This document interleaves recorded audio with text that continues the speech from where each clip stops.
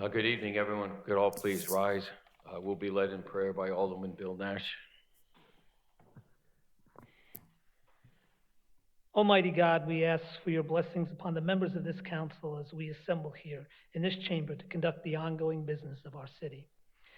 With your guidance, we will strive to ensure that all our decisions are for the common good, and your inspiration will instill respect, compassion, and thoughtfulness in all of our deliberations.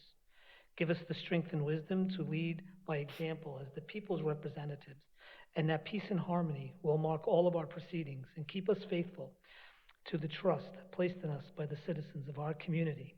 Amen. Amen. Yes, Alderwoman Hayes, please. I pledge allegiance to the flag of the United States of America and to the republic for which it stands, one nation, under God, indivisible, with liberty and justice for all. Could all please remain standing. Tonight I'm asking for a moment of silence, first and foremost for U.S. Senator Joe Lieberman, who recently passed away, a gentleman who was known throughout the world, his service to the nation, to the state of Connecticut, to the people of Connecticut, to the people of Israel, is well known, well renowned. And his passing is a severe loss, I think, for the state of Connecticut and the nation, for he was still highly engaged in doing what he believed in, and that's what made his life remarkable. He never wavered from his own convictions. But I also want us to remember Mr. Lou Conter, who was the last survivor of the USS Arizona, who died today at age 102. He lived out in Grass Valley, California, and I think it's also appropriate that we remember the 6 workers who lost their lives on the bridge down in Baltimore. We should not lose concern, we should maintain concern for their families and their loss of life as well. So if you join me, please.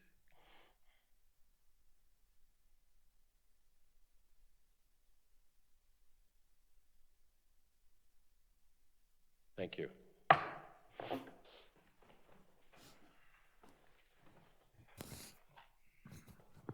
Adoption of minutes, March 4th and 18th.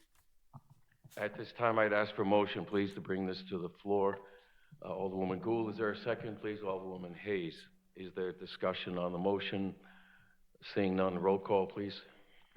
Alderman Nash? Yes. Alderwoman Hayes? Yes. Alderman Bettencourt? Yes. Alderwoman Gould? Yes. Alderman Singh? Yes. President Pro Tem DeLucia? Yes. Mayor Nystrom? Yes. Thank you. The motion passes 7-0. Petitions and communications, resignation of Harbor Management Commission. Thank you. A motion, please, to receive. Alderwoman Gould, second. Alderwoman Hayes. Is there discussion?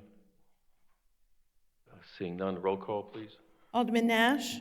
Yes. Alderwoman Hayes? Yes. Alderman Bettencourt? Yes. Alderwoman Gould? Yes. Alderman Singh? Yes. President Pro Tem DeLucia? Yes. Mayor Nystrom? Yes. Thank you. The motion passes 7-0. City Manager's proposed budget fiscal year 2024-25. Thank you. If you can turn on the screens, thank you. Well, thank you tonight. This is my actually 9th budget that I've been proposing to you. The first year it was a combination of acting city manager John Bilder and myself, and since then I presented the budget in conjunction with our finance staff and other department heads that were key to producing this. I want to thank everybody for being here tonight, and if not here in person, hopefully you get to view it online or on the community channel on the cable TV. Also I see that we have a large contingent of Board of Ed members tonight, and I appreciate that. I know how difficult this budget is for you. Want to recognize everybody that's here in general. I see that. I'll get to talking in more detail about that as we go along, but I wanted to recognize the group. And we have city department heads and interested citizens here. Just a brief comment on the cover. Each year we try to do a budget cover that has something to do with the city, a photograph that stands out. This is a picture of the Amistad replica built in 2000. It was here on its world tour. It's a ship of education and discovery. It was here last year. Jackie Barbarossa, the executive assistant in my office, took this picture as well as the other budget covers. So now we have 8 of these. When we get 12, we'll have a calendar and we can show budget pictures, maybe raise some revenue now. I doubt if I'll get much revenue out of that, but I think it's a beautiful photograph, and I'm glad to share it with everybody. Okay, so with that, let's go on. First, let's talk about some priorities. We want to minimize the impact on taxpayers while maintaining or minimizing a reduction of services and funding long-term liabilities. Of course, that doesn't really change from year to year. It's certainly the longest and I think one of the most important priorities that we have. It's important to collaborate and share resources with other departments. This includes NPU and where we can successfully do it, the Board of Education.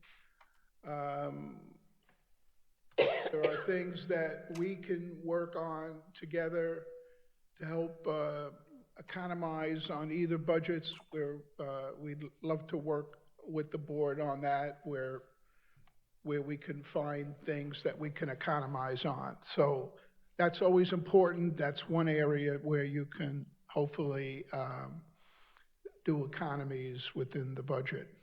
And finally, maintain the city's infrastructure.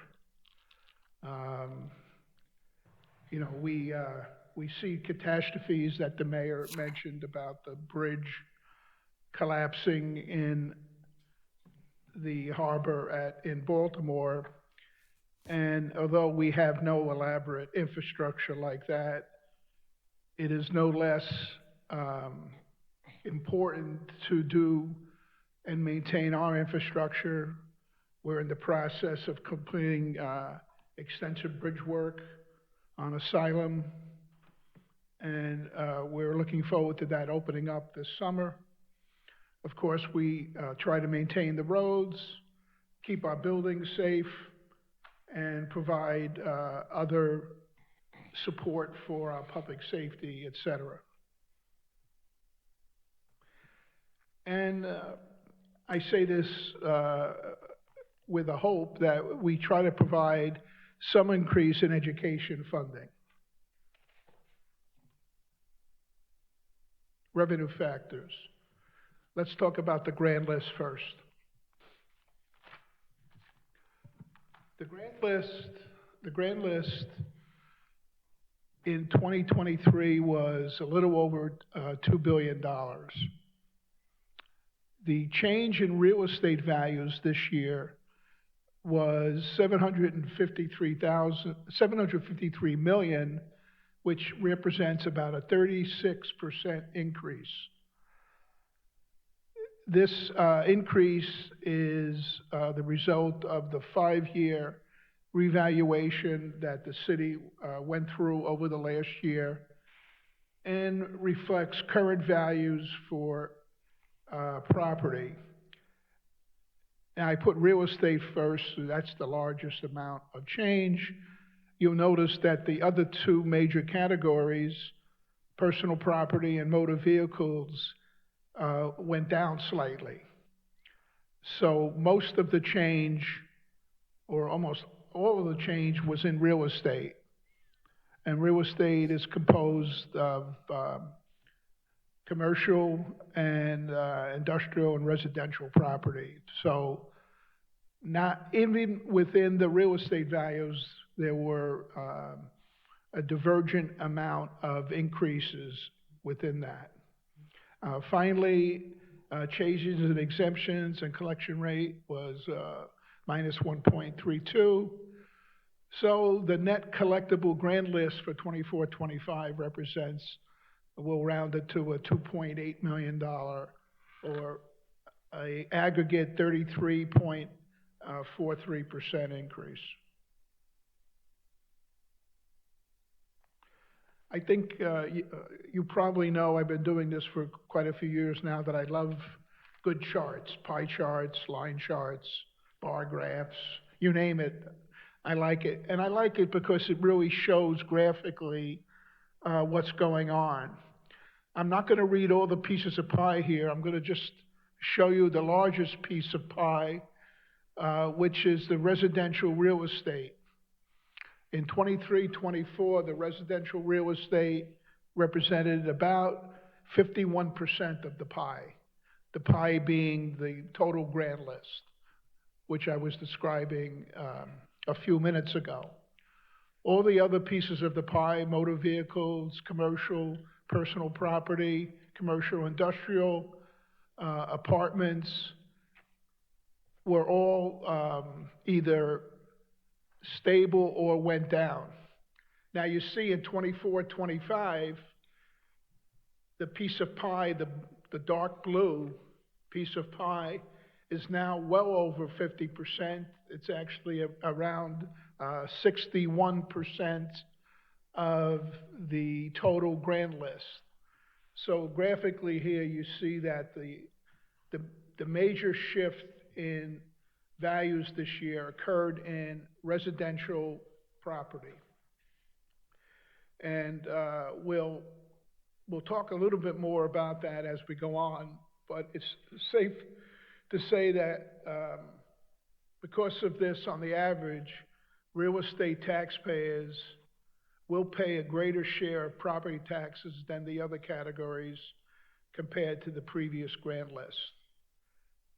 And it's simply based on values, and a good revaluation it has accurate values, and we believe that the valuations that were promulgated by the city assessor are accurate and fair.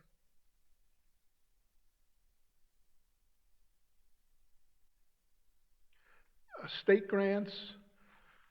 The state education grants are approximately $32.4 million. The state will also increase non-education grants by $10.7 million. Also, the state will increase Alliance District grants to Norwich Public Schools to a $10.2 million level in 23-24. This source of revenue, though, is not included in the general fund. NPS must submit a plan to the State Department of Education for approval on how they wish and intend to use the Alliance District grant. The non-Alliance cost-sharing grant remains the same level that it has been, unfortunately, since 2012. So 12 years, there's been no change in the state grants. Federal American Rescue Plan. It includes no money this year in ARP. So no ARPA funds are being used to balance the budgets of the general fund and CCD next year. These funds have been in the prior years. We have gradually phased them out over the last 2 years. Other revenues. The city receives by charter 10% of the NPU revenues, or about 10.3 million this year. That's up about 1.2 million and reflects rate increases that NPU has initiated. And of course, we get a 10% gross share of those revenues, which goes back to the general fund.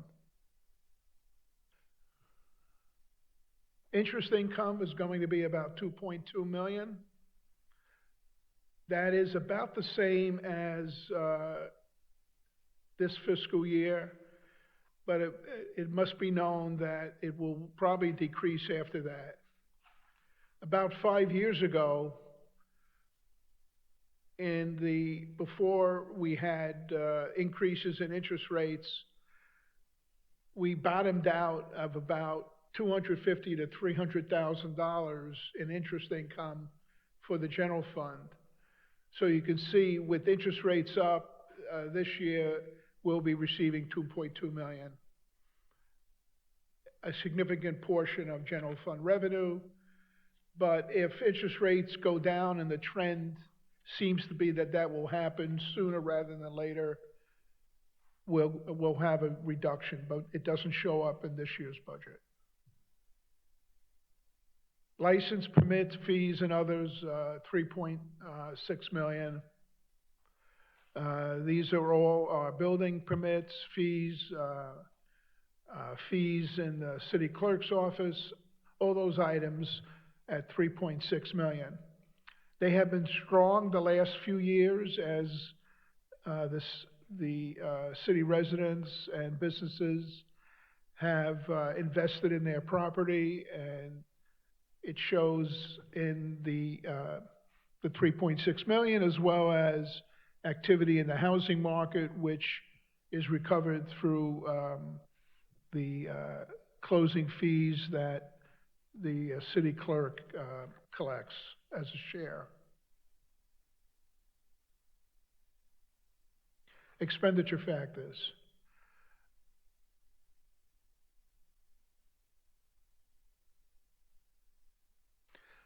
Board of Education budget request at this point is about $100 million. That's an increase of 10.6 million, or at this point, 11.9% increase. Of course, the Board of Ed is facing some sizable challenges, which they'll discuss at their hearing tomorrow. They're the first hearing that we have tomorrow, and I think it's important that they go first, since they're such a large portion of our budget and impact the mill rate the most significantly. It must be told that a large portion of their budget goes to education, special education, regular education, transportation, and other special education costs. And I'm sure they'll tell you tomorrow night, and I concur, that special education costs are going through the roof, and the reimbursement formula has not kept up with the expenses. So there's a real lag between revenue and what the Board of Ed is required to spend by state and federal law. As I said, tuition, transportation, and special education costs are one of the major drivers. Not the only, but I feel it's that we have to emphasize this when we're talking to our legislative leaders. Special education costs must be reimbursed at a more equitable level. Of course, there's going to be phase out of the ESSER funding. That's coincides with our ARPA funding, and that's going to be phased out soon by Board of Ed, just like we are phasing out our American Rescue Plan funds.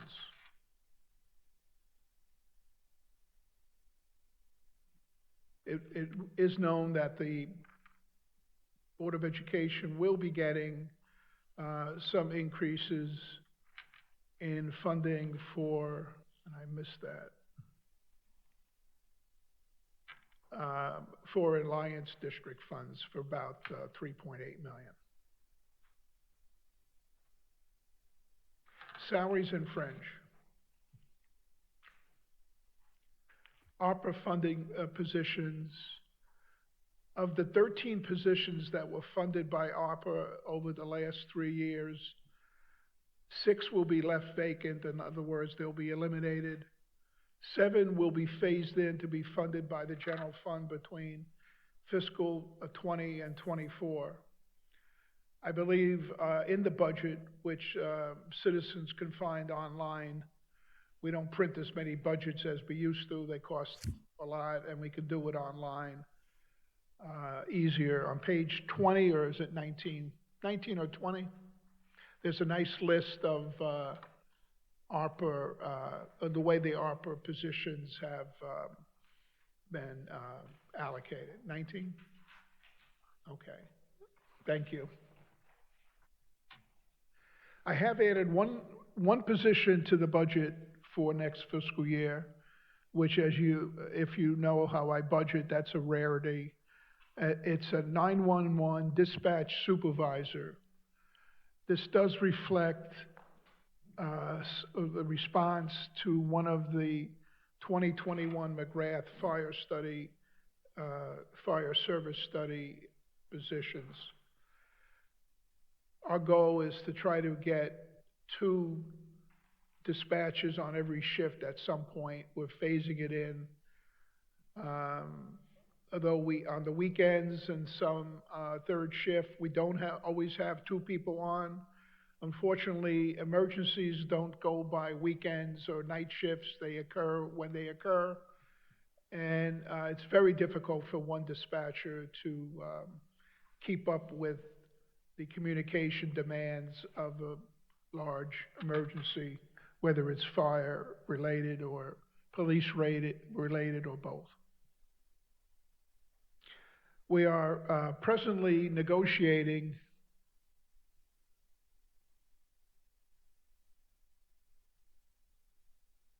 with the unions.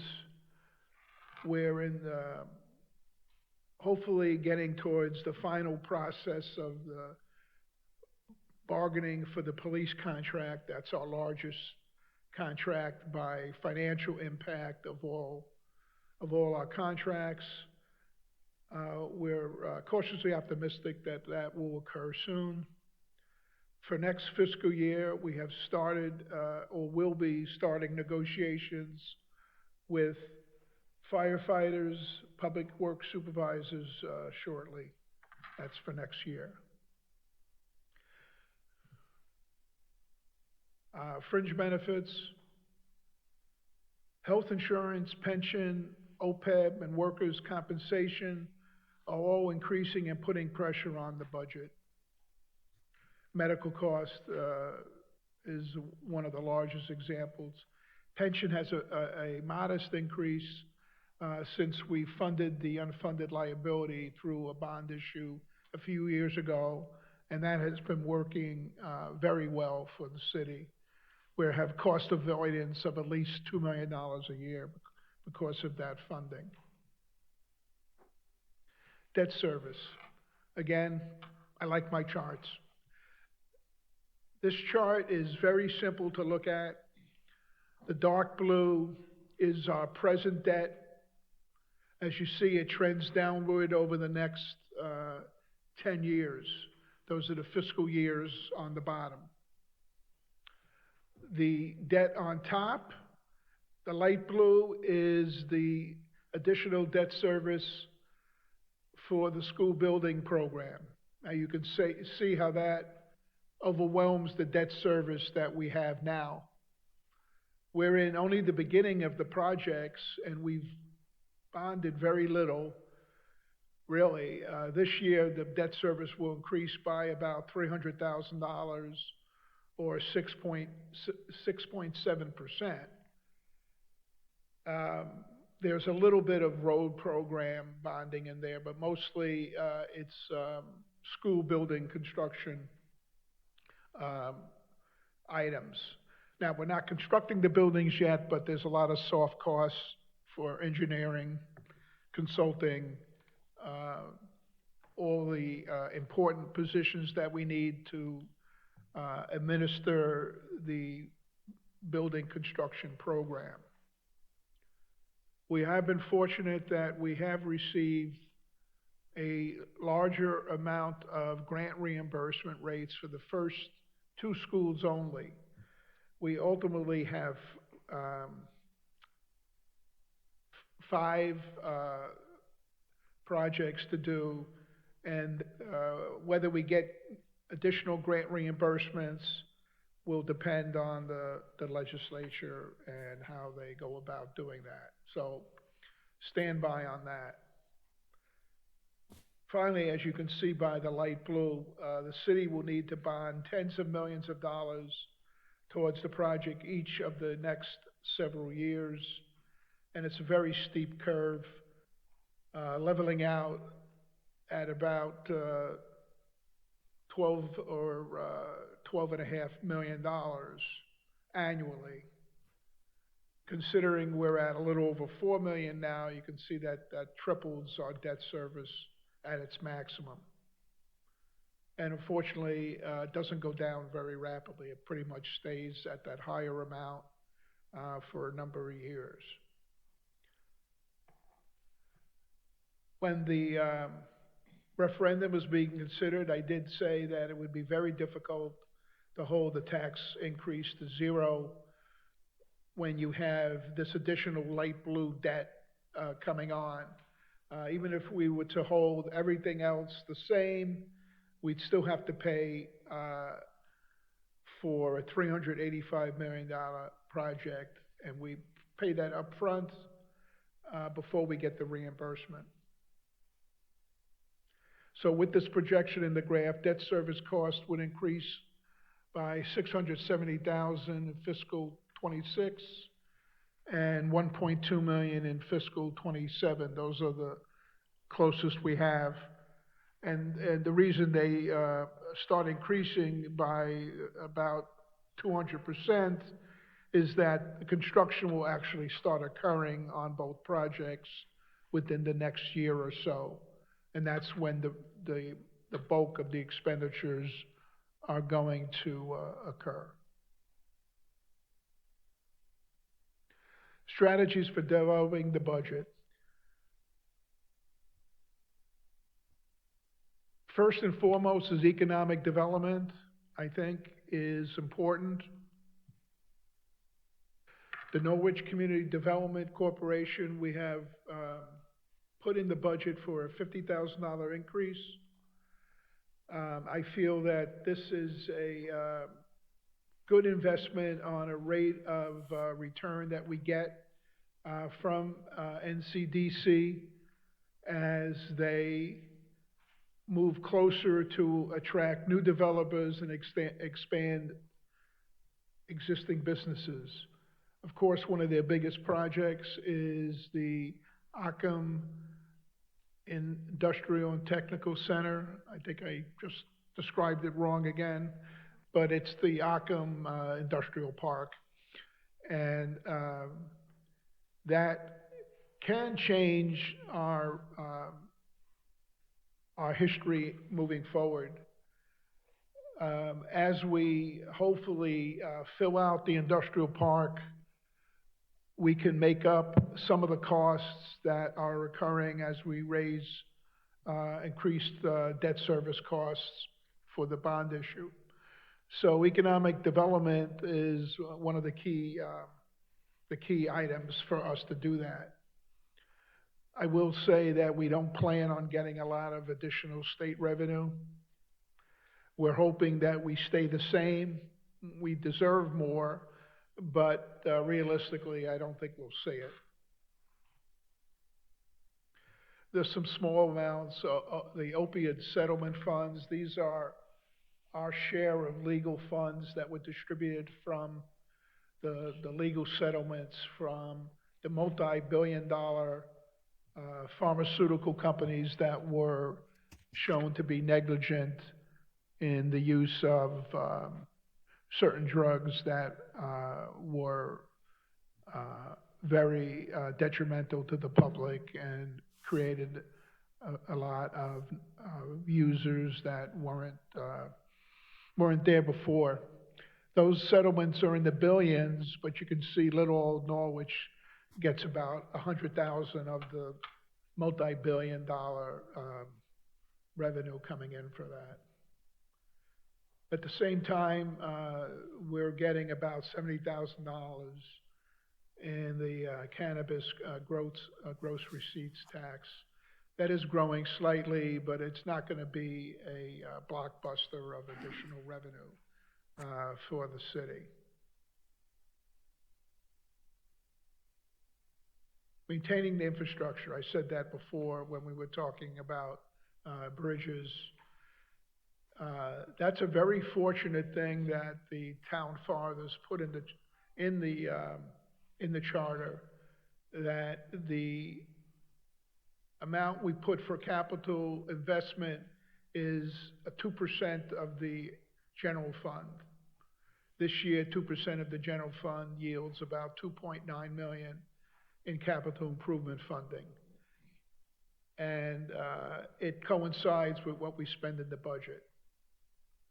Some of the major items I'm proposing are the road improvements, vehicle replacement, both in police cars and heavy equipment for public works. We do have a large investment in IT in order to adequately protect the city's data and data operations. We call it a core network switches.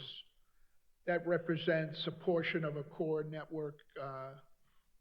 Doesn't look like 493 million worth in that little thing with wires, but trust me, IT costs are pretty expensive, but it's like pay me now or pay me later. If you don't do it, you can't keep up with the data that is needed. I will tell you that all the capital requests from departments totaled about $56 million.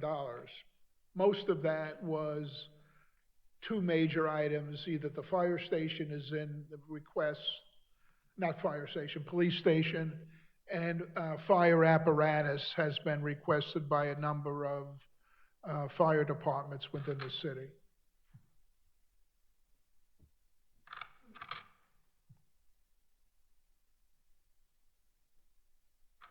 As I said before, the Board of Ed budget request is about $100 million or 11.8% increase.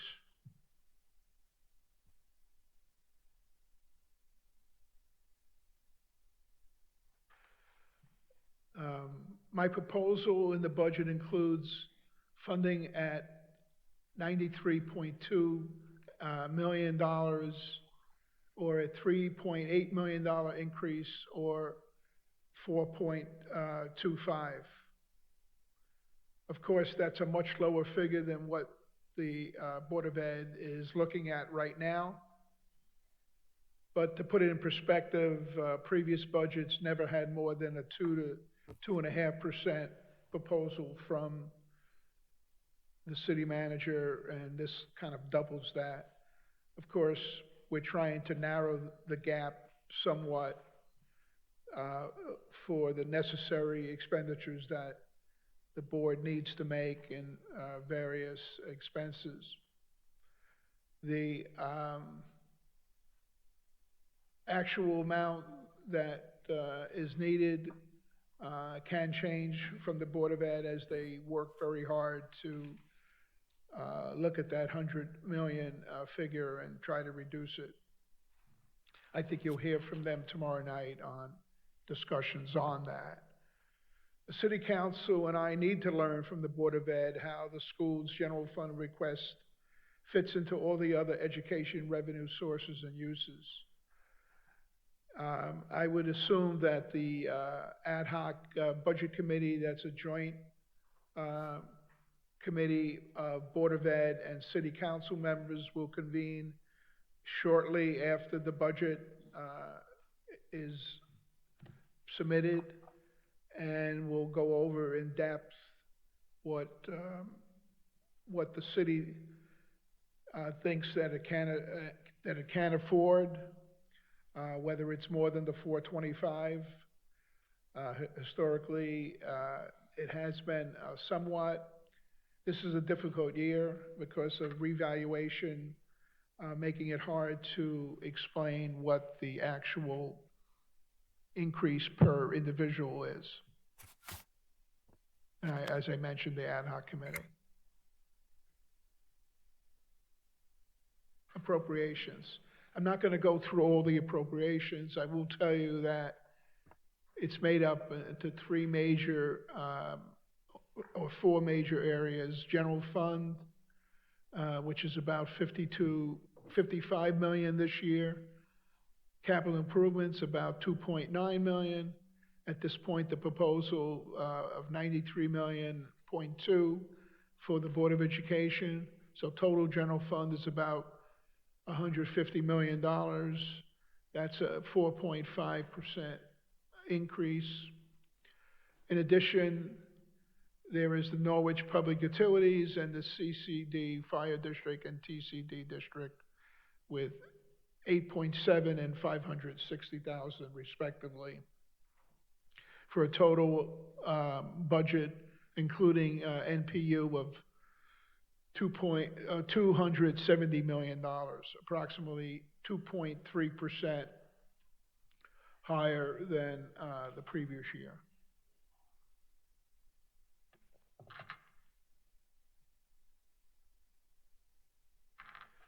This is probably the most difficult thing to explain. This is how we get the new mill rate. It's to try to get to apples, you have to go through a couple of exercises. The proposed 24-25 mill rate is 32.52. It represents a 9.3 mil reduction from the 41.85 in the general fund. Also, respectively, the reduction is similar in the CCD and TCD. Now, this represents about a 27% decrease in the mill rate. All total, it's about 22.3%. The reason that is because we've increased the value of the general fund through revaluation. And you remember I said in the beginning it was about $700+ million increase. We certainly don't need to spend $700 million worth of funding at a 41.85 mill rate. You spend what you need to expend to have the government functioning, but you certainly don't take a windfall of 23%. So you must, to have an equitable budget, reduce it accordingly.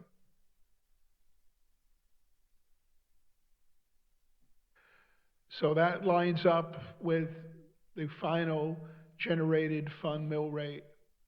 So you take the 41.85, which is the present mill rate in the general fund. The decrease in the mill rate by increase in collectible grand list is 11.2, which is about a 28% decrease. Increase in the mill rate caused by increase in expenditures. So if you were looking to say what the tax increase is, it's approximately 2.6 mils or 6%. The decrease in the mill rate caused by increased revenues is about 0.03, very negligible. So that's how you come up with the 32.52. Now your taxes can vary though. This is our famous average house. Maybe we'll get a newer one of these years, but it's a typical house. And I think it's very important this year. It really yields what some of the issues are. This average house used to have a market value of 163, 170. With the market value changing because of revaluation, this market value is now $233,100. That's compared to the median value before of $100,000 and the market value now of $143,000. So the median assessed value grew by 62% on this average median family home. So the taxes would grow very large here by 25.8%, or from an average of $4,899 to about $6,000, a significant increase. Now, all homes did not go up that much.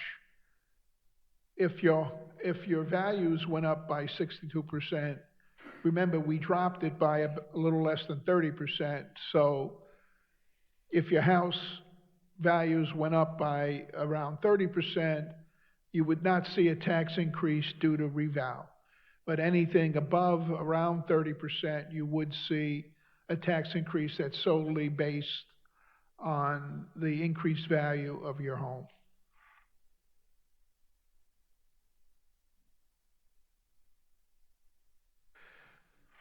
Obviously, our strategies is to continue to pursue grants for public improvements and assist in building support development. We think that is the most important things we can do. We are seeking some proposals to remarket or sell Dodd Stadium.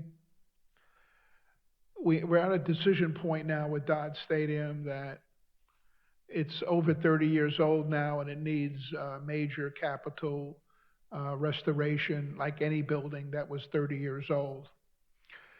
It's also somewhat underutilized by having a college league in place of the former minor league affiliation that the city had.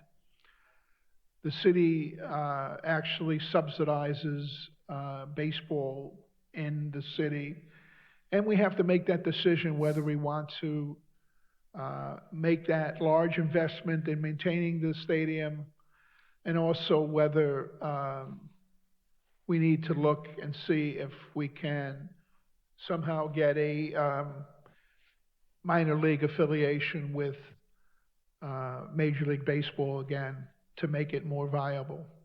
But we are looking at that, and that can be substantial because it is shovel-ready land that could be developed in our older industrial park.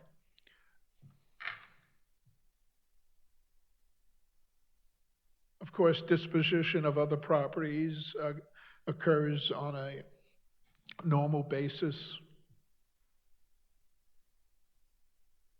And we're always looking to make sure that our fees are within what our peers are in the region. So we're not going to be making any radical changes in service fees and all that. But we want to be competitive, but we don't want to lead the way. But we want to make sure that we're reasonably charging for services and not undercharging. And what services are we providing that could be done by others? That means privatization at some point. We haven't done much in the way of privatization, and I believe that that's something we need to look at in the future.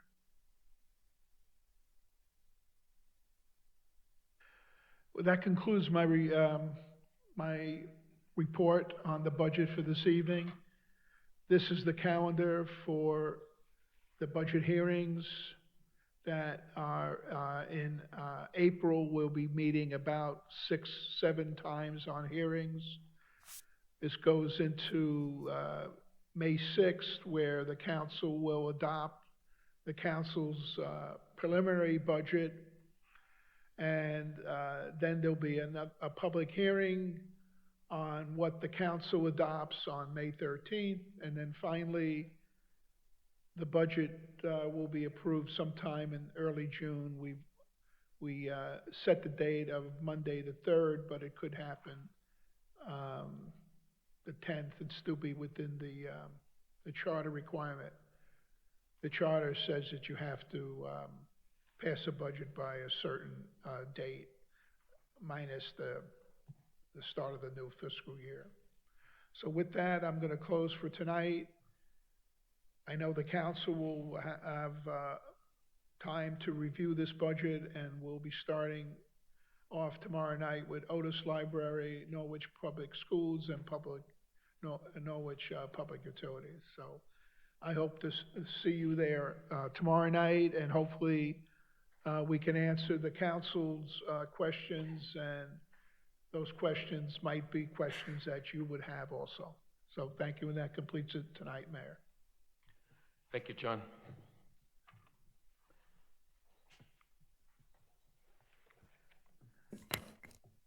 Citizen comment on resolutions?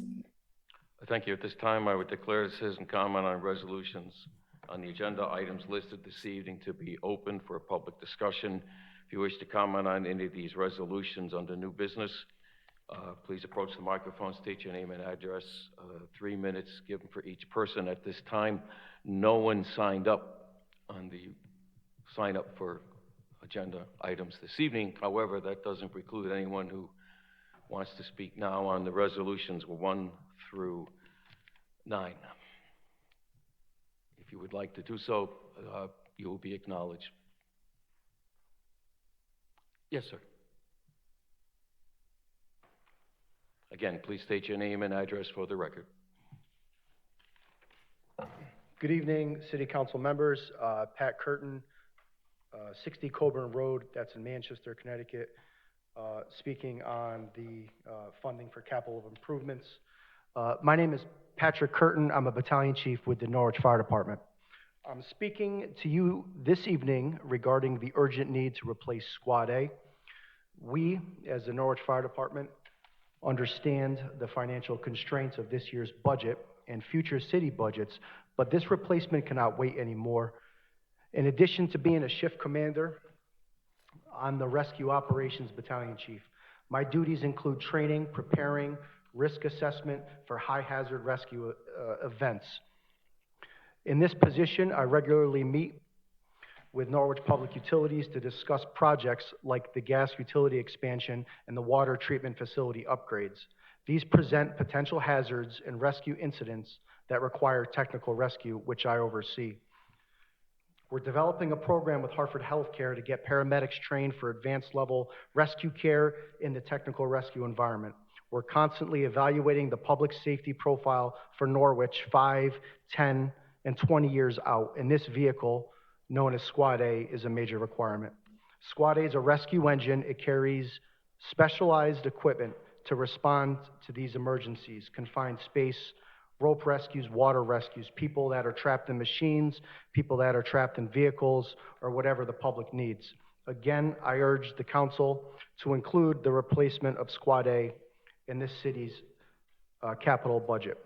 Thank you for your time, everyone. Thank you, sir. And I always like to address this on resolutions before us this evening, 1 through 9. Chief.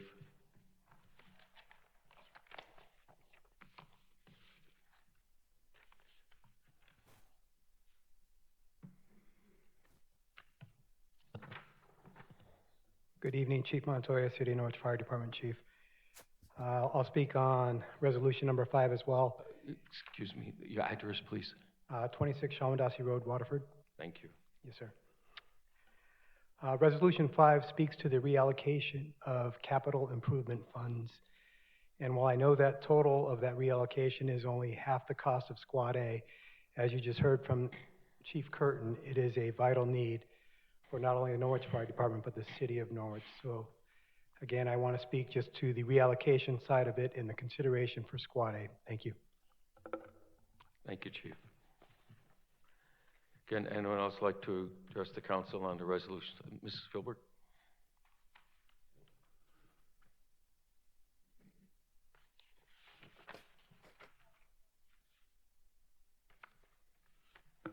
Good evening, Joanne Philbrick, 10 Elm Avenue. I'd like to start by saying that Friday was Vietnam Veterans Remembrance Day. My brother was a Vietnam veteran and he died from Agent Orange. And I want to thank you all for your remembrance.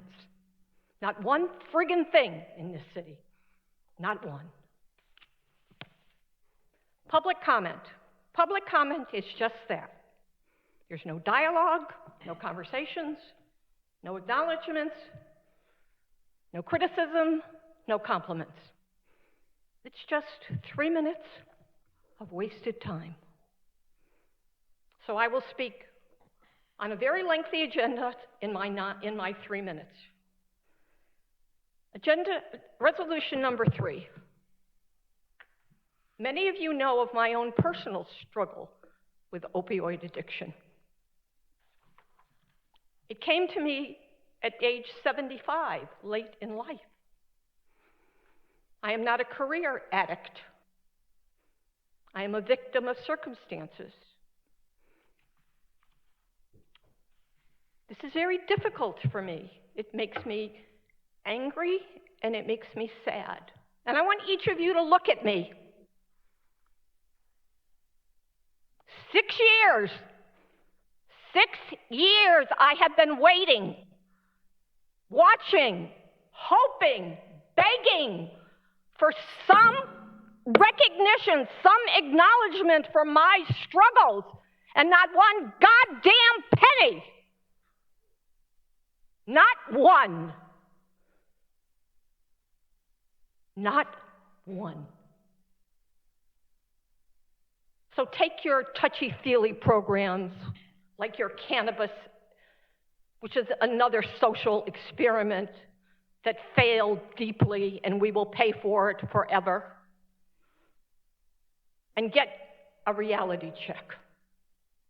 Now, I have to acknowledge that I did have a lengthy conversation with Hannah from Norwich Human Services, and maybe, just maybe, there is something on the horizon for elderly people. Are you aware of the statistics for opioid deaths for people over the age of 65? Are you aware of the statistics of the suicide rates for people over 65, oftentimes corresponding to drug addiction? If not, I would strongly recommend that you look into them. I know I'm going to run out of time. Number 5, 510,000. I've never been very good at math, but I've never overdrawn my checking account. I love the way that you can figure to the penny, how you're going to spend money. Squad A should be your number 1 priority, number 1. And lastly, number 9, yet another Norwich pie-in-the-sky program. I came home today from Stonington through Laurel Hill, and as I came down the hill, I could see the back of the Reed and Hughes building. Are you kidding me? Are you kidding me? This is how we spend our money? So I don't know. I came away from this. I will have to go to Josh tomorrow and ask for a printed copy of the budget. I don't use the internet. It's beyond my pay grade.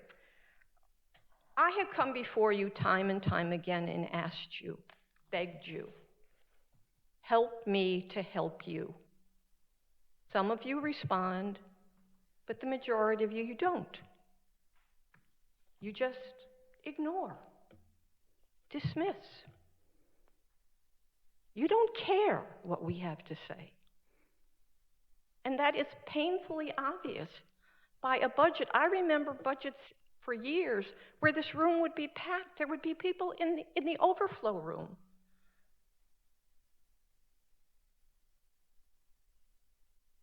You don't care. So many of the people in this city don't care. I care. This is where I'm going to die. But until I die, I want to live. So I ask you, I implore you, when you're spending this money and making these decisions, look at the entire picture. You want to have a cup of coffee? I will, I will be happy to discuss things with you and learn from you, but I'm begging you, I'm imploring you. Something has got to change here. Republican, Democrat, I don't care. This world is falling apart.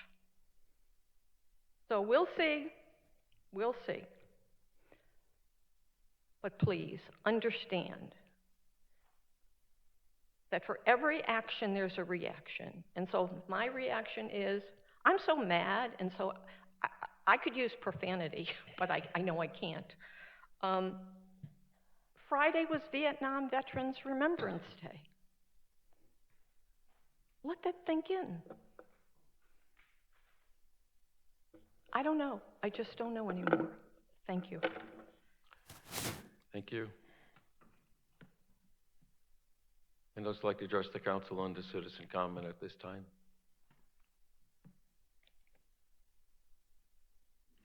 Anyone else wish to address the council at this time? Anyone like to address the council at this time on the 9 resolutions? Mr. Blackburn.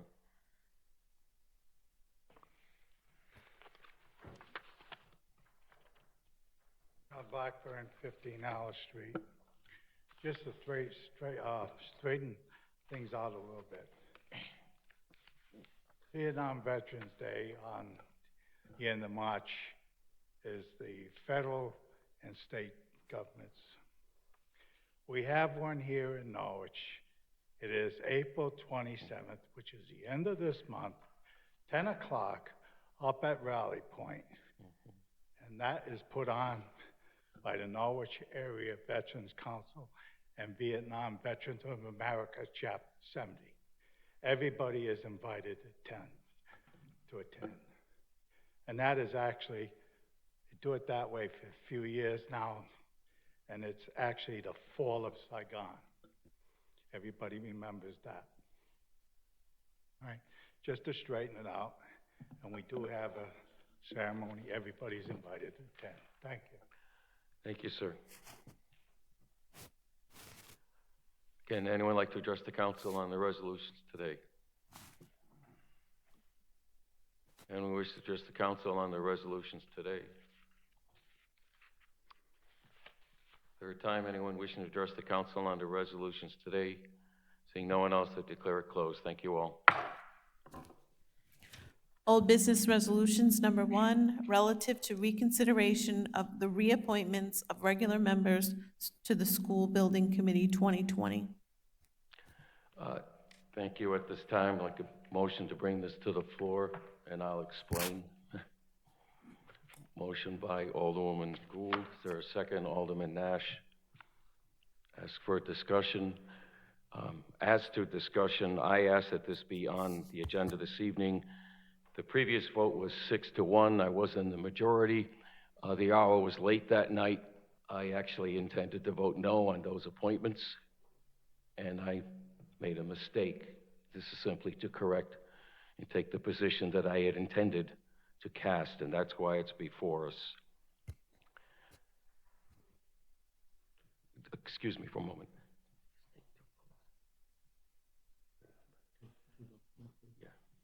Yeah, the motion is, as I thought, just for reconsideration. If it passes, then it would come back before us, which would then require a second vote. So is there further discussion on the motion to reconsider? Seeing none, roll call, please. Alderman Nash? Yes. Alderwoman Hayes? No. Alderman Bettencourt? No. Alderwoman Gould? Yes. Alderman Singh? No. Alderman President Pro Tem DeLucia? No. Mayor Nystrom? Yes. The motion to reconsider fails 4-3.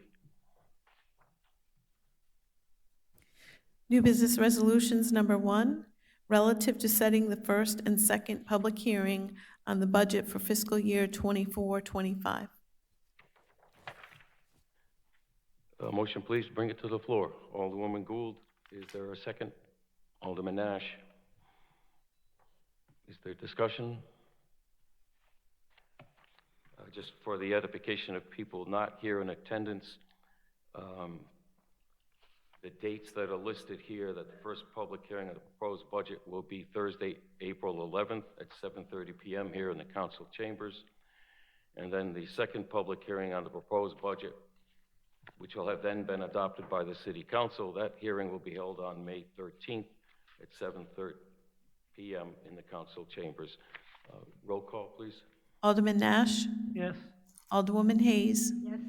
Alderman Bettencourt, Yes. Alderwoman Gould, Yes. Alderman Singh, Yes. President Pro Tem DeLucia, Yes. Mayor Nystrom. Yes. Motion passes 7-0. Number 2, appropriating unexpended and unencumbered opioid settlement funds. A motion, please. Bring it to the floor.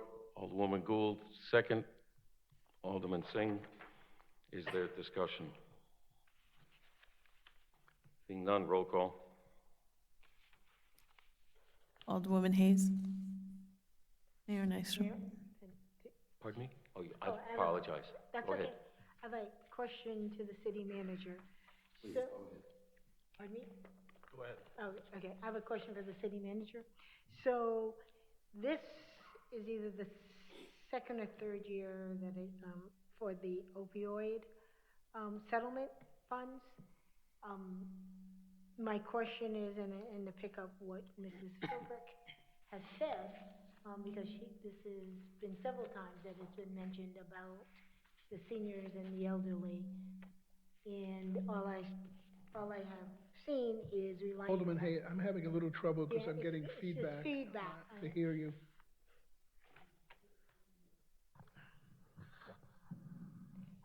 So, is that it? No, it's just, it's still feedback. You make, It's- the closer You you have to get, the lower worse the the gain. feedback gets. Yeah.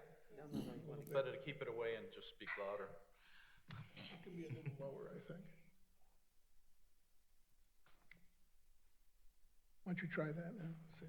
Okay, and I will just try to speak louder and to get away from it.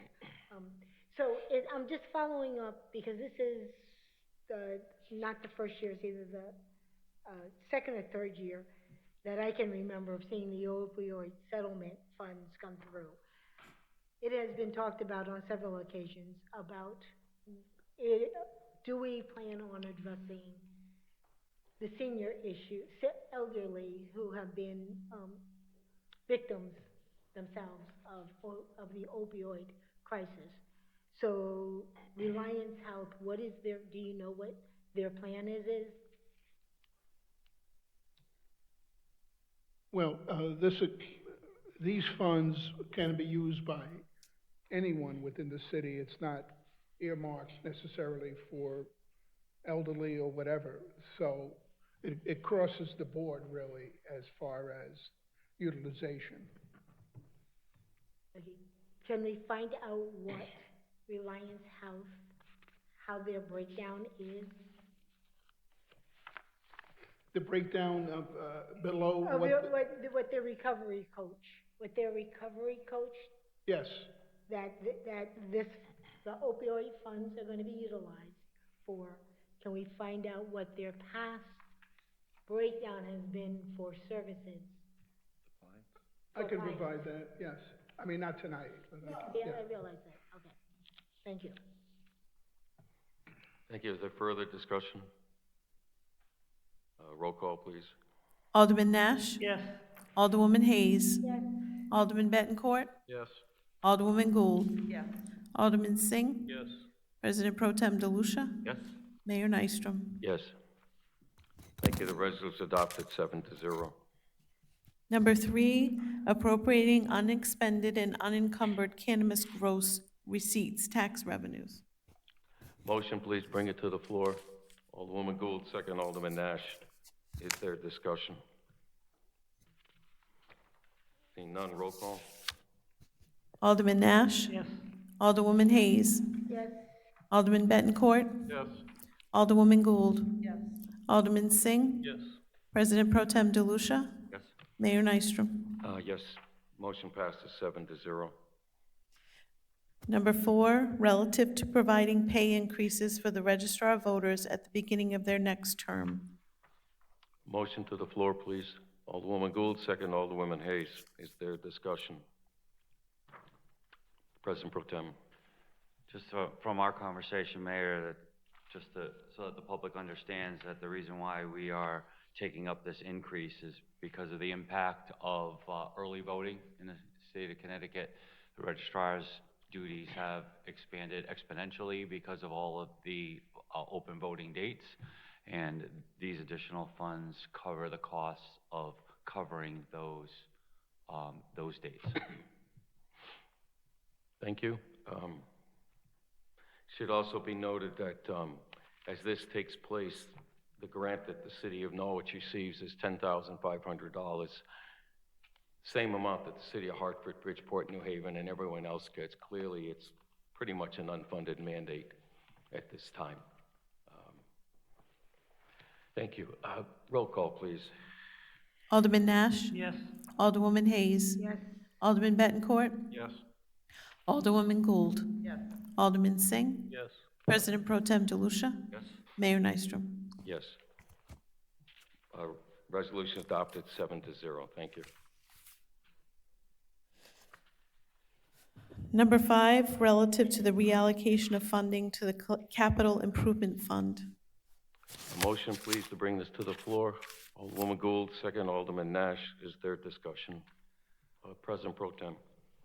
I have a question for either the city manager or for the comptroller on procedurally. I don't know if it's procedure, but in terms of our budget, this is obviously this fiscal year's capital, part of this fiscal year's capital budget. Is there a date by which this money has to be encumbered or allocated? No, so, oh, I'm sorry. Please. Okay. So these funds were allocated in for this capital improvement fund fiscal year or in previous ones. So they can be reallocated. It doesn't have to be, at this meeting.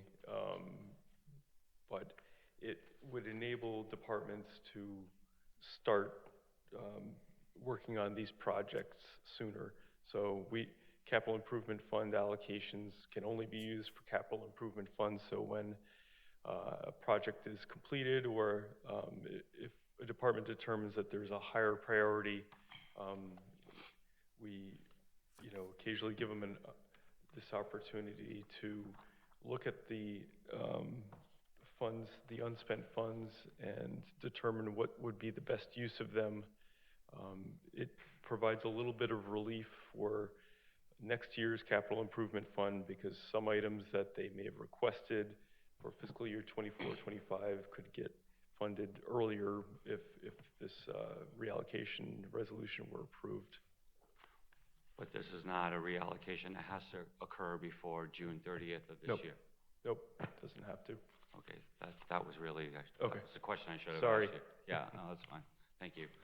Mr. Mayor, I'd like to move at this, make a motion to postpone action on this item until the council meeting on June the 17th. I feel that it's prudent that we have our proposed budget, city manager's proposed budget done before we decide where this money should be spent. Motion made to postpone. Is there a second? Alderwoman Hayes. Is there discussion on the motion to postpone? I would have actually any questions. Josh, if you could.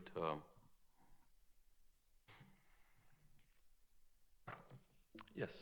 This list, I'm assuming, was compiled with the cooperation of the various departments, Yes. and therefore this represents a priority within this fiscal year for them. Right, so for, take, for some of the fire departments requested additional funding to get more sets of turnout gear.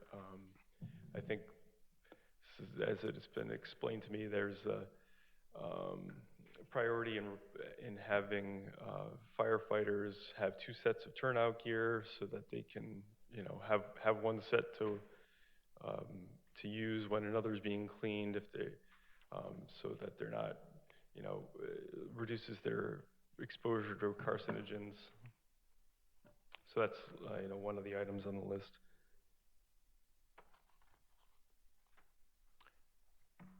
I'm aware of that particular need as well. I've discussed that with several chiefs. They all lack that opportunity to be safe.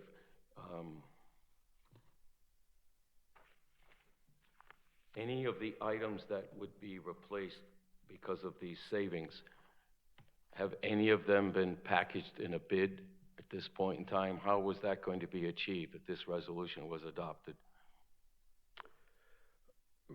Yeah, so if this were passed, some of these would probably be bids, some of them might be worked off of a consortium negotiated contract.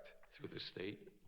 Yeah, through the state or Capital Region Council of Governments, something like that. Okay. Thank you. Welcome. There's a motion to postpone on the floor at this time till June 17th. Alderman Bettencourt? Yes, I'm sorry. I didn't. Yeah, I will tell you that I understand where the Pro Tem DeLucia is coming from here, but all of the list basically touches all of our public safety apparatus as well as public works here. So I'm not, while I certainly want to consider Squad A, I don't think the funding here isn't anywhere near here for Squad A. I don't think, and the resolution is not going to wind up in a way that would assist Norwich Fire for that. I don't think so. And some of the items in here, quite frankly, support Norwich Fire. So I would rather, I think I would rather have it now rather than later and get it done. Thank you, sir. Okay, President Pro Tem. Well, I haven't said anything about Squad A, and if you look at, as Alderman Bettencourt mentioned, if you look at the list, I realize that these are all important items. I'm just saying that if we are under no deadline or pressure to spend this money, then at this point in the game, with a brand new budget in front of us, why not just wait until we have a budget in place? And who knows what priorities that might be revealed through budget hearings could be funded with this money. I like to keep my options open, and that's really the extent of this. Thank you. Alderwoman Hayes. So to follow up, because that was my thought as well, is that I did hear Josh say that some of what's proposed in here may have been part of what was proposed for the capital budget for next year. So I'd like to look and see what is proposed in the capital budget for next year. And maybe there's things that, instead of delaying, put them as a package. Or if there's something here, then it maybe move it if there's something else that we deem a priority. Since there's not a priority to have to do this tonight, I'd like to have time to look at what's being proposed in the capital budget for next year. Thank you. Is there further discussion? Yes, Alderman Bettencourt, please. I'll take my second bite, I guess. I really don't have a problem with postponing it. I think it makes some sense to maybe do that so we get a better look at the whole thing, but the whole situation. So it's not. I don't think it's a huge deal either way. So, so we'll take a look. Thank you. Is there further discussion? Alderman Singh. Thank you. So I just want to make sure in these, couple months, or whatever, like, we don't need these funds right away, because there are a lot of small asks as well, like outlets, this, that. I just wanna make sure, I'm, I'm hoping they can wait for it, right? Especially the public works projects. That would be, I assume, based on the will of 4 or more members here. The outcome, I don't know if I'd use that term, trade, but it would be the will of this body, how the allocations go. Okay, thank you. Thank you. Someone said they want to see what's going to be in the capital request. Well, personally, I think you're going to see all of these in the capital request. They may not be in the document now, but they're going to come when the opportunity comes to address and speak to us. You're going to hear them, see them again. I don't think they would be here if they weren't considered a priority when you look at the list of the departments across the board. I got, you know, a rescue tool, for example. I guess you call that the jaws of life. Clearly, someone's doesn't have one that's workable or needs replacement because it's down, like other equipment. But is there further discussion? Alderwoman Gould. I don't know who wants to answer this, whether it's Josh or the Chief Montoya. We've got money in here for City Hall and police networking equipment and for crime scene software. How critical is that need at this time? Or is it all right that we delay that? And there's money in here for, I don't know how many sets of turnout gear for the Norwich Fire Department. How critical is your need for turnout gear at this time?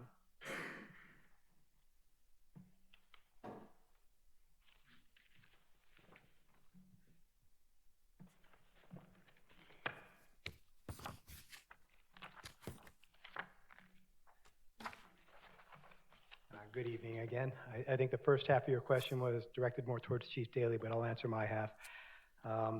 When we looked at the reallocation, when the comptroller asked me about partially or incomplete projects, if we wanted to reallocate it towards higher priority item, that's exactly what we looked at as our turnout gear.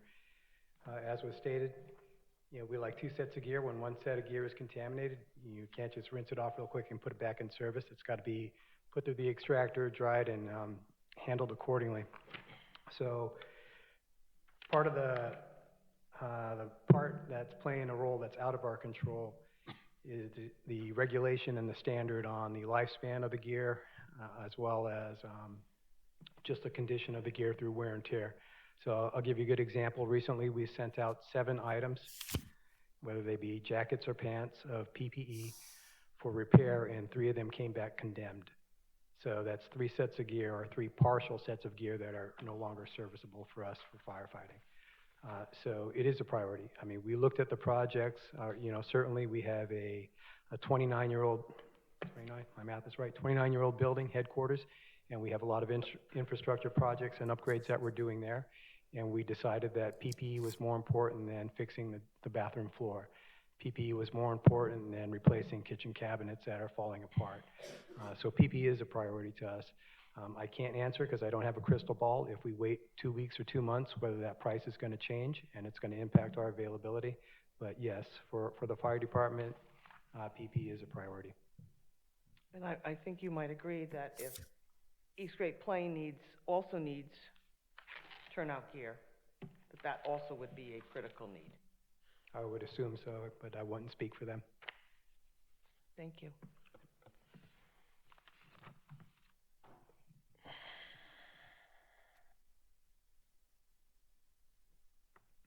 Echoing what Chief Montoya said, it's the crime scene software. We determined when the comptroller reached out to us, being our most low-hanging fruit that we could reach with the money we had available. A couple of years ago, this council invested heavily, or the previous council, in crime scene mapping software because we thought the availability of the major crime squads would be curtailed. That has come true. We had the murder on Cedar Street last October, and we ended up doing that crime scene all ourselves. So this project, this software upgrades our existing system to make it more autonomous and more user-friendly and increasing the capabilities. Now, can we wait till June 17th? I don't know what's going on. Officer Gross's radio is quiet right now, but something could be happening in the city that would require that. And obviously, our ultimate goal is putting out the best criminal prosecution that we can, and the chance to upgrade the system is, will allow us to do that. The other concern, and I'll echo Chief Montoya again, June 17th puts us very, very close to July 1st. July 1st is usually a notorious price increase in government products, and if we can't turn around and purchase it in those 13 days, we could actually price ourselves out of being able to do the project. And this price at which what we obtained is already a little dated as it is. So, yes, we can wait, but I'm not sure that's prudent. And, you know, it's something like this, I feel it's just better off, you know, let's just move on it now. Okay, now I'm gonna put you on the spot. Okay, The past chief at EGP, yes, how critical is $40,000 worth of turnout gear to that department? incredibly. Thank you. Anyone else while the chief's up?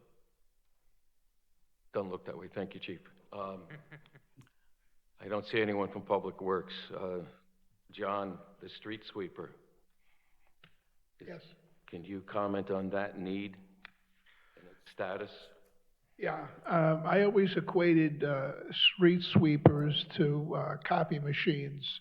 They both have a lot of pulleys and conveyor belts, and as much as they've modernized copy machines, they still break down quite frequently. Well, street sweepers are very similar to that.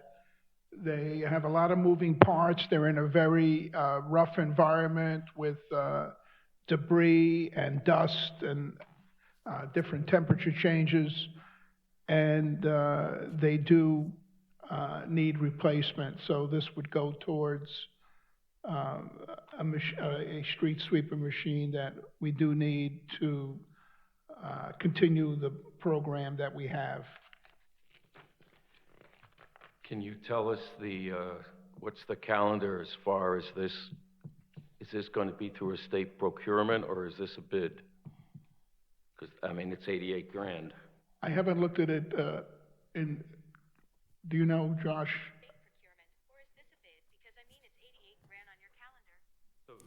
The street sweeper is actually a much larger purchase, so 88,000.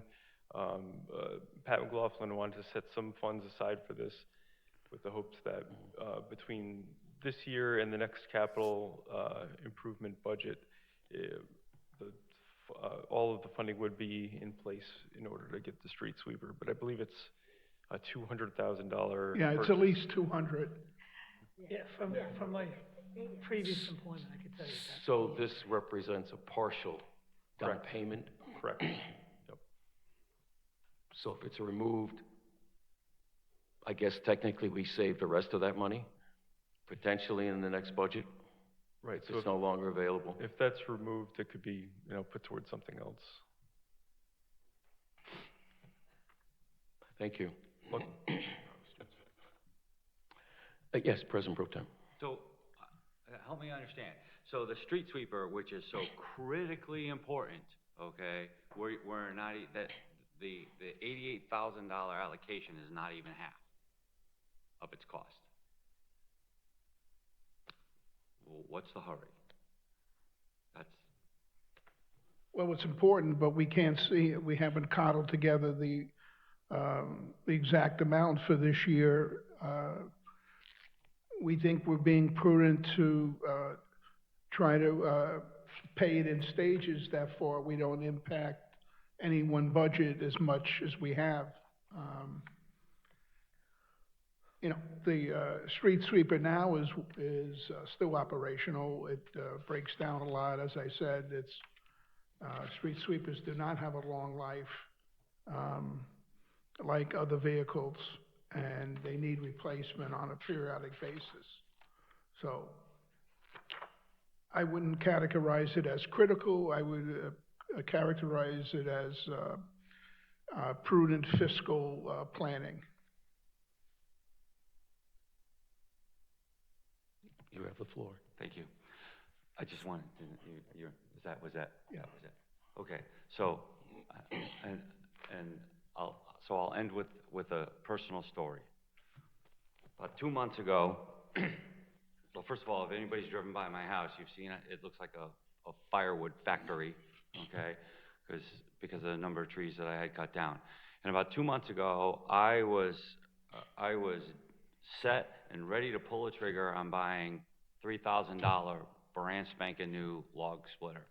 I actually attempted to pay for it online and go pick it up, but it exceeded my daily limit on my debit card, and I couldn't contact the credit union, so I had to wait. In the time between that Saturday morning and the Monday morning when I was ready to call the credit union and say, hey, I'm gonna go buy this thing, you need to do whatever you need to do, a friend of mine said, you know, I got a log splitter, you can use it for as long as you want, so, I mean, just, waiting there's nothing wrong with waiting. There's, we're not, I know the list is definitive and I see the value of the items on the list. I'm not debating the value of the items on the list, although the street sweepers kind of sticks in my craw, right? But aside from that, okay, I do see the value. However, there's value in waiting until you know exactly, where your household budget's going to be.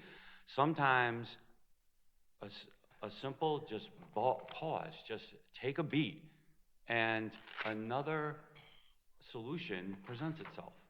We are in no rush to spend this money. We talk about critical needs. I mean, turnout gear is definitely an important thing, but it's not like we have firefighters running into burning buildings wearing just their street clothes. They all have turnout gear, okay? It can wait a couple of months. So, Until it can't.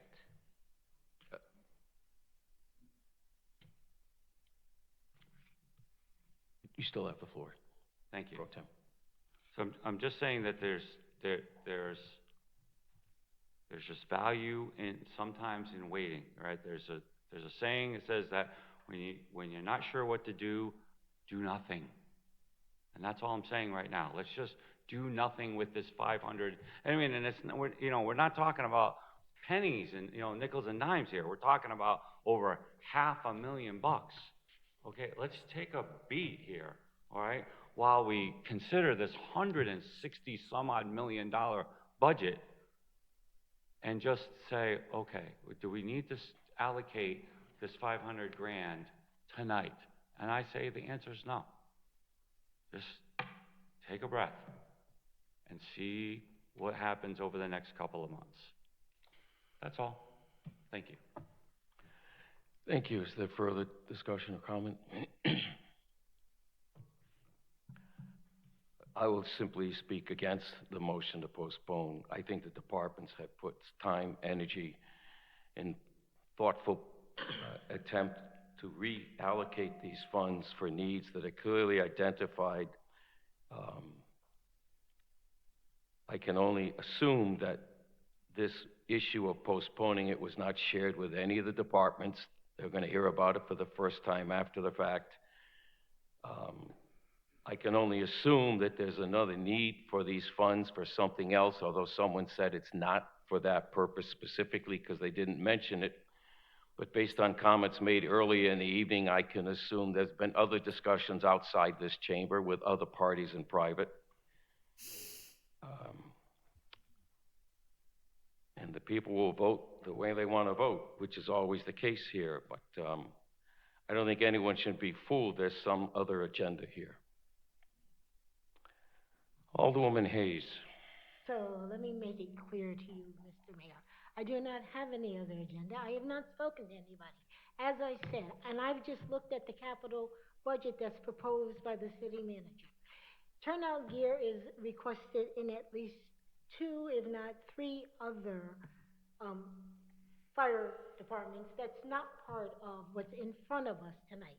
as I said, I'd like to see what's in the capital budgets being proposed, what's being proposed in this resolution, and be able to understand. If turnout gear, I am not disputing. If turnout gear is important to the Norwich Fire Department, East Great Plains, then why is it important to all of the fire departments? Why is it only being funded for some and not for others? Okay? So those are the kind of questions for me I'd like to have answered before we just say, these are the priorities, because I don't know, did the other departments ask the city manager for turnout gear? Was it a priority of theirs? Should we not maybe take this street sweep, and maybe should we allocate more to turnout gear for other departments? I can't answer that question tonight. That is what I said, why I voted to push this back so I can gain a better understanding as to what is the priority and what is fair in the city with this budget. Thank you. You're welcome. In fairness to you, this is your first term on the council. Turnout gear is regularly requested by all departments every budget cycle, and as we go through the process, you will see that that is true. I'm going to assume, and I believe I'm correct, that this is where the gaps are. Not all departments get that second set for each firefighter. There are budget decisions that have to be made. Sometimes they're told no during the regular budget process. This was simply an opportunity to address some of those gaps. Doesn't mean others were ignored, it just means that this was set as a priority by the administration working with the departments. Is there other discussion? Seeing none, roll call on the motion to postpone, please. Alderman Nash? No. Alderwoman Hayes? Yes. Alderman Bettencourt? Yes. Alderwoman Gould? No. Alderman Singh? Yes. President Pro Tem DeLucia? Yes. Mayor Nystrom? No. Motion to postpone passes 4-3.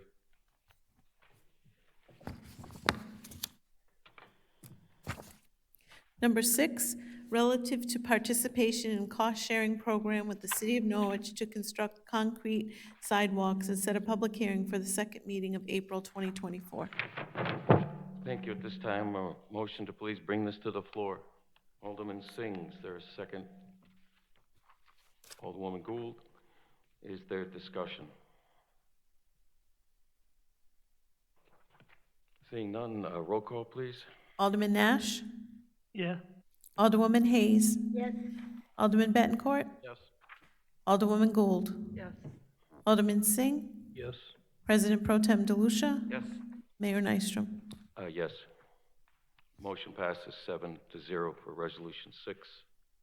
Number 7, relative to dissolving the Monument Committee. Motion, please, to bring it to the floor. Alderwoman Gould, second Alderman Singh. Is there discussion? Pro Tem, please. So this is, the public deserves just a little bit of an explanation. We're taking this action. This is something that's been under consideration really since the last term.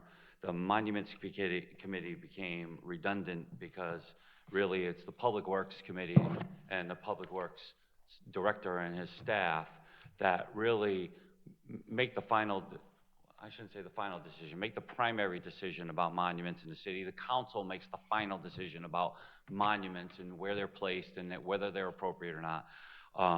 The Monuments Committee, which was great in its concept, but in its application just became another hurdle, another source of confusion for folks that were trying to do things to better and beautify the city. So it's not that the Monuments Committee isn't necessary, or that the review of the Monuments Committee isn't necessary. It's just that should happen at the Public Works Committee level, which is a subcommittee of this council, and then the final debate should happen here in the public view, and then that final decision be made at that point. I think that it makes the system a little less cumbersome for folks that are we're trying to bring something forward, to help beautify the city. And, I'll be supporting this action. Thank you. Is there further comment? Alderman Singh? Thank you, sir. So I'll just add, I agree with that, and I think part of the thing is the job that Monument Committee had was done. They created application, and I think in last term, two of the members who were also in Public Works Committee were also part of Monument Committee, and Monument Committee just basically give recommendations to the Public Works Committee. So I guess it's important we get rid of the red tape and let everything come to Public Works Committee anyways, because they know better the placement of plaques, and they are the actual authority who can do the work. So I think why to repeat the process again and again? So I'll be supporting that. Thank you very much. Thank you. Is there further discussion on Resolution 7? Seeing none, roll call, please. Alderman Nash? Yes. Alderwoman Hayes? Yes. Alderman Bettencourt? Yes. Alderwoman Gould? Yes. Alderman Singh? Yes. President Pro Tem DeLucia? Yes? Mayor Nystrom. Yes. Resolution passes 7-0. Number 8, relative to appointments of temporary members to the Board of Assessment Appeals. Motion to the floor, please. Alderwoman Gould, second Alderwoman Hayes. Is there discussion? Seeing no discussion, the two members being appointed on a temporary basis are Angelo Yitz and Edward David Thomas Jr. Roll call, please. Alderman Nash? Yes. Alderwoman Hayes? Yes. Alderman Bettencourt? Yes. Alderwoman Gould? Yes. Alderman Singh? Yes. President Pro Tem DeLucia? Yes? Mayor Nystrom. Yes, resolution is adopted 7-0. Number 9, relative to authorizing the city manager to work with planning director to execute a satisfactory assistant agreement contract with Connecticut Department of Energy and Protection. Thank you. A motion to the floor. Alderman Gould, second Alderman Singh. Is there discussion? Alderman Singh? I'll just make a comment. It's a good thing and one good step in the right direction. Thank you. Thank you. Is there further discussion? Just for the public record, this surrounds the cleaning up of the Cape Heart Mill in Greenville, and that's the focus of this initial effort as we seek to draw other funds here to help us achieve that goal. Roll call, please. Alderman Nash? Yes. Alderwoman Hayes? Yes. Alderman Bettencourt? Alderwoman Gould? Yes. Alderman Singh? Yes. President Pro Tem DeLucia? Yes? Mayor Nystrom. Yes. Thank you. Resolution 9 is adopted 7-0. New business ordinances. Number 1, an ordinance relative to the appropriations for the City of Norwich and the City and Town Consolidated Districts of said city for fiscal year 24-25. Okay, need a motion, please, to bring this to the floor. We need to schedule that second reading in action, as well as until we completed our budget deliberations. So the earliest, it's the first meeting in June, or possibly 7 days thereafter. So moved. Alderman Bettencourt, then Alderwoman Hayes. Discussion on roll call. Alderman Nash? Yes. Alderwoman Hayes? Yes. Alderman Bettencourt? Yes. Alderwoman Gould? Yes. Alderman Singh? Yes. President Pro Tem DeLucia? Yes? Mayor Nystrom. Yes. Thank you. The motion passes 7-0. Number 2, an ordinance concerning the tax levies on the list of October 1st, 2023. Thank you. Motion, please, to raise for second reading and action. Again, it would be June 3rd, following completion of our budget process for public hearing purposes.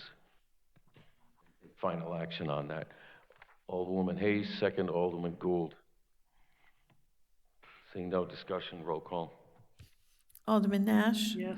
Alderwoman Hayes. Yes. Alderman Bettencourt. Yes. Alderwoman Gould. Yes.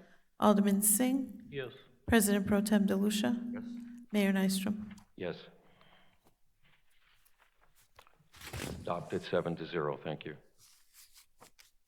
Number 3, an ordinance amending sections 9-28 of the Norwich Court of Ordinances by amending the fee to be charged to commercial haulers for the disposition of solid waste and other materials collected in Norwich and disposed of at facilities operated by the Southeastern Connecticut Regional Resource Recovery Authority. Entertain a motion, please, to schedule for a public hearing, second read and action. And this does not need to go to CCP.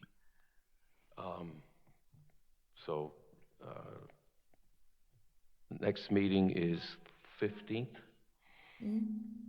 of this month of April. We'll pick that date. Everyone in agreement? Okay. So motion, please. Alderwoman Gould, second. Alderman Nash, to schedule the public hearing for the 15th of April, to take, also schedule second read and action, and to waive reading of the text at this time as well. Roll call, please. Alderman Nash. Yes. Alderwoman Hayes. Yes. Alderman Bettencourt. Yes. Alderwoman Gould. Yes. Alderman Singh. Yes. President Pro Tem DeLucia. Yes. Mayor Nystrom. Yes, motion passes 7-0. Number 4, an ordinance amending section 7-131.3 and 7-132.4 of Article 6 of the Charter, of Chapter 7 of the Code of Ordinances to correct the language regarding permitted uses of general fund unassigned fund balance and reduce the variance actuarially determined contributions. Motion, please, to schedule for public hearing, again, April 15th, to waive the text and reading at this time. We just schedule for second read and action, again, on April 15th. Alderman Nash, second. Alderwoman Gould. Any discussion? Seeing, a roll call, please. Alderman Nash. Yes. Alderwoman Hayes. Yes. Alderman Bettencourt. No. Alderwoman Gould. Yes. Alderman Singh. Yes. President Pro Tem DeLucia. Yes. Mayor Nystrom. Yes. Thank you. Motion passes 6-1.